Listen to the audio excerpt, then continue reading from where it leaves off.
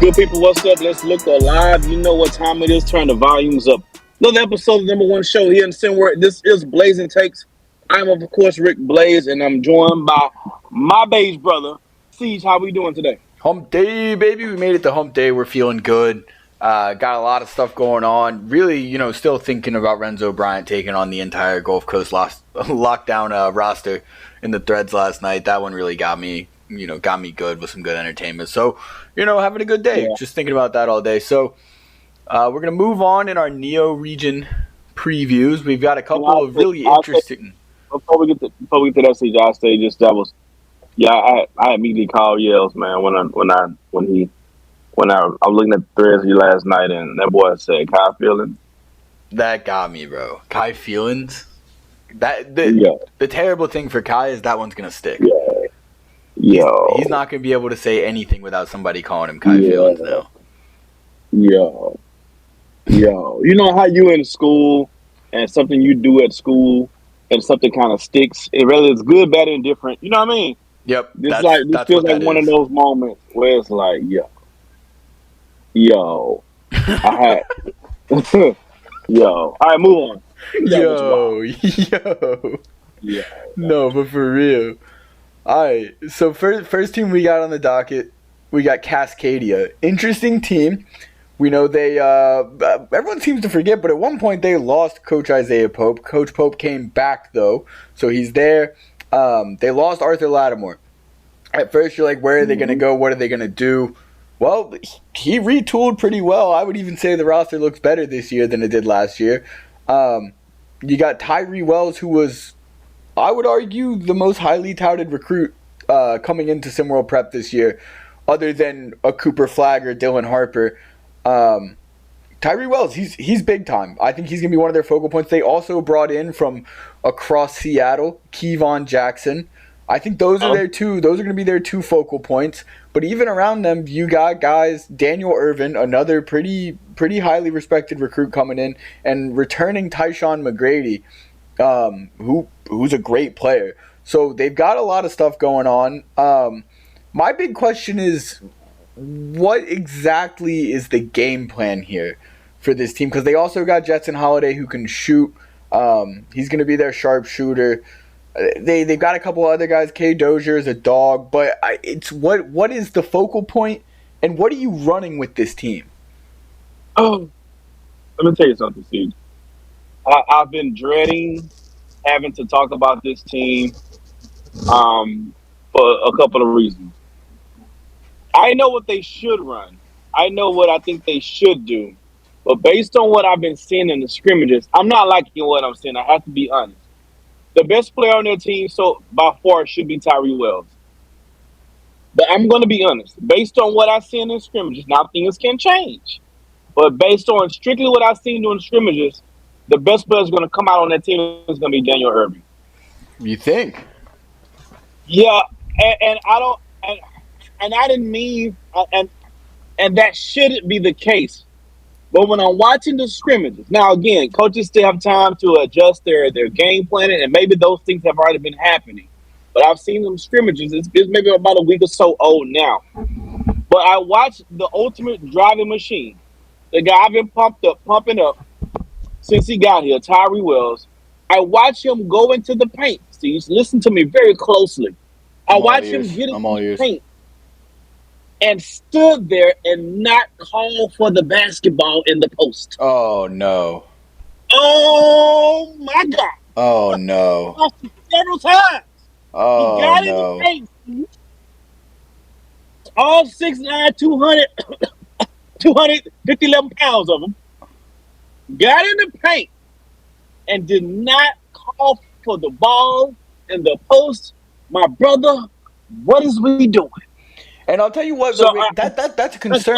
But one of the great things about that is when you have a big man like that, he's got all the intangibles. So that's going to be on Coach Pope and his teammates. They need to drive that mentality into him. You're our big guy. When you're in the post and you got a matchup in the post, you scream for that ball. I threw my laptop on the floor. I was in disgust. Couldn't believe it. Good thing Yells brought me that laptop. Yells, I need a new laptop. That one got a few dents in it. last time you gave me the other guy a few days, I threw it on the floor. I'm sorry. Threw it on the floor. I was in disgust. So, I want to talk about. I want to talk about Irvin. I want to talk about uh, um, Kevon. I want to talk. I want to talk about all those other players. I want to talk about Holiday. I want to. I want to talk about Hallbrook. I want to. I really, really do. But I couldn't get past Tyree Wells, the ultimate traffic machine. Got in the lane and put his goddamn on Quan Park. And that's all I got. I'm sorry. That's all I got. No, I mean, that is a concern, especially when you kind of are expecting him to be the main guy. If not, then a lot of people were looking at Kevon Jackson to kind of show that he wasn't a product of Japheth Towns and rather he can lead a team. But both that being said, honestly, those guys are very hyped up, super athletic. I'm not liking that I'm hearing that about Tyree Wells. But I'm really looking forward to, like you said, Daniel Irvin. And I'm really looking forward to see what Tyshawn McGrady has done with his game over the offseason. He was not someone that was highlighted last year with them. Montel Cage was kind of the guy next to Arthur Lattimore. There wasn't room for Tyshawn McGrady to be one of the main scorers, but I think he's got the chops. He's got, he's 6'4", 203, so he's big framed for a guard, and he's got true guard skills. He's not a wing that can play guard. He's got true guard skills at 6'4", 203, only 17, still growing. He's lanky. He can be one of their main scorers. I'm not going to be surprised, and all respect to Kevon Jackson, if Tyshawn McGrady becomes their go-to guy over him in the clutch when they need a perimeter bucket, something like that. I'm very high on Tyshawn McGrady this year. I think if he plays well and he ups his game, that's going to be big for them. So to me, after hearing what you just told me about that, two things have to happen. One, and this falls on Tyree, this falls on his teammates, and this falls on his coach. He needs to be aggressive. He needs to know who he is, what he's capable of, and he needs to call for that ball. He needs to scream for that ball. He needs to say, this guy, I've got 40 pounds and 2 inches on him. You're going to give me the ball, and I've got 12 inches of my vert on him. This guy cannot jump with me. Give me the ball. That has to happen. That has to happen. And two, Tyshawn McGrady becoming a premier player. If those two things happen, this Cascadia team, they are contenders in my book. I will go as far to say that. They are contenders if those two things can happen. Maybe so. See, I don't even know anymore. We'll get through it. We'll get through it, Rick. We'll give him a second chance. We'll get through it. I just feel like the little boy who's sitting outside on the porch waiting on his dad to show up, and his dog ass never showed up. That's just how I feel. I have that level of hurt and disappointment in my soul right now. Can we move on to the next team, please? Let's move on to the next team. And speaking of big men who call for the ball and are dominant, let's talk about Beyond the Arch, who lost a guy who was the picture of that, Tyson Simpson. Beyond the Arch, really the whole narrative. I missed you, Tyson. I missed you. Yeah, we all do. We all miss that true post player. We don't have too many of them, but we miss Tyson for sure. But Beyond the Arch, the whole narrative for them this offseason was retooling and how to fill that hole that Tyson Simpson left. Now, here's the thing. You're never really going to fill the hole of a player of that caliber. It's very unlikely that you're going to get another guy who can do what Tyson did. That being said, they've retooled. They brought in Johan Nowajovic, who, as we all know, was heavily underutilized last year. He reminds me of a Hito Turkoglu type. He's a taller guard. He doesn't have Hito's height quite yet. He's only 6'4", not 6'10", but the way he plays the game isn't super quick. It's not super athletic, but it's very smooth.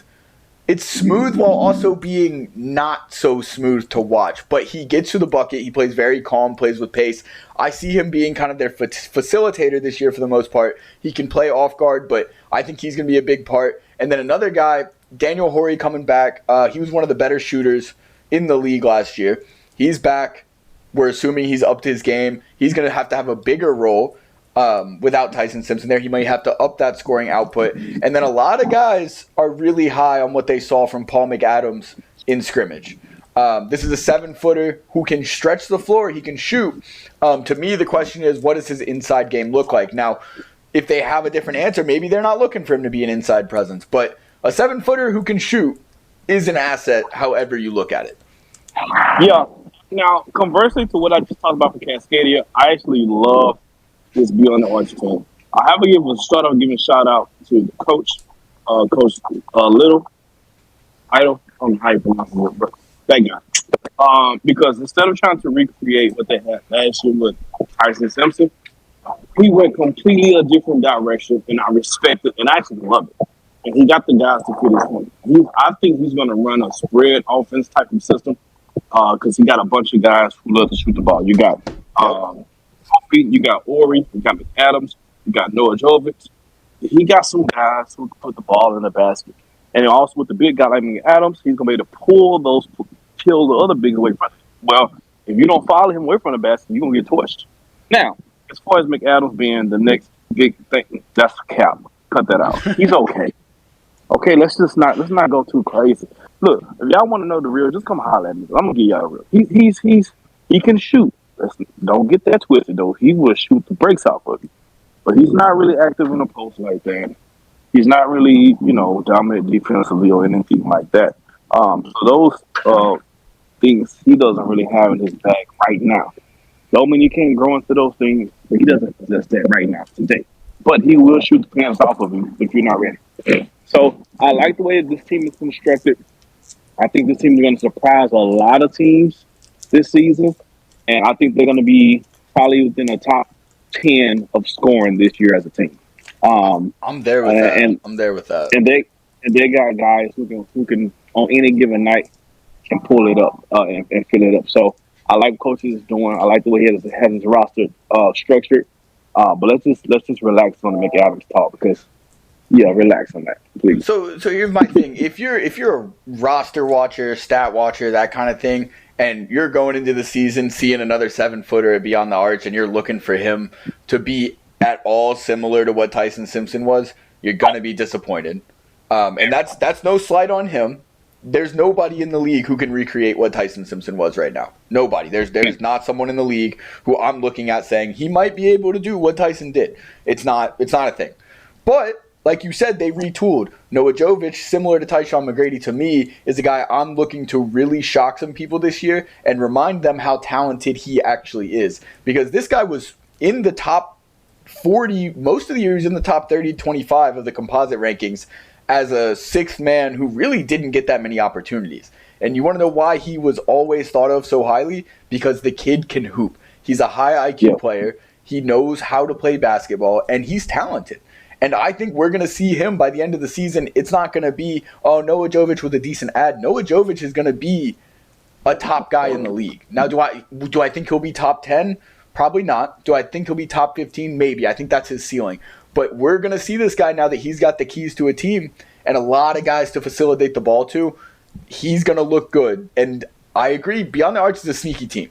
Especially in the Neo region, there's a lot of other teams that had some big splashes or big name teams. Bay Area, Showtime, Heartland brought in Benari, Raining Trays with Jaffet, Rocky Mountain Monsters are always a threat. All of these teams are getting all this attention. Beyond the Arch does not get that attention. They're going to be sneaky good. Yeah, I agree with everything that you're saying. Noah Jovic he's gonna reside in the top 25 this year. He's gonna make the top 25 his home. I don't know where exactly on the rankings, but he will make top 25 his home this season. I like his game a lot, and I think again, like you said, he's gonna surprise a lot of people because he has aspects to his game that maybe folks didn't get a chance to see. He's a willing passer. He's definitely a scorer as well. So he kind of reminds me of a. This is gonna sound kind of blasphemous, so I have to. Not to this extent right now, but he kind of reminds me of a little Manu Ginobili. I don't hate that. I actually don't hate that comp. Not really quick, but he gets he gets by you. You know what I mean? You don't think he's gonna really score, but then you look up, he got 17 points and 8 assists, and you don't know what happened. He's really crafty in that aspect. He knows the angles on the court. He knows how to get his shot off, and he knows how to be effective, and he doesn't mind making the right and correct play pass. So yeah, he kind of has a mentality, or at least the IQ of a Manu Ginobili type. He's not Manu Ginobili. Please don't come at me for that. but he has that type of game to him. So yeah. I like So it. I like BKO. I like it. I'll do something we haven't done for any of the team previews yet on our way out. I'm going to go ahead and predict our Noah Jovic stat line for the year. I'm going Okay. somewhere around 16, 17 points, 4 to 6 assists, and 3 to 5 rebounds a game for this guy. All right, I'm gonna go specifics. I'm gonna say 16. I'm gonna say 16 points. I'm gonna say 4 assists and 2 boards. I like it. Serviceable. Let's cuss and discuss down below. Let us know what you think of these teams. Did we get anything wrong? We didn't. Are you scared of these teams? Did we miss something? Let us know, man. Rick, what do you got? Hey man, you know what it is, man. Make sure we look at the videos. When you look at the YouTube, make sure you like button. Hit that button. Smash on that button, man. We'll see y'all tomorrow, man. Peace.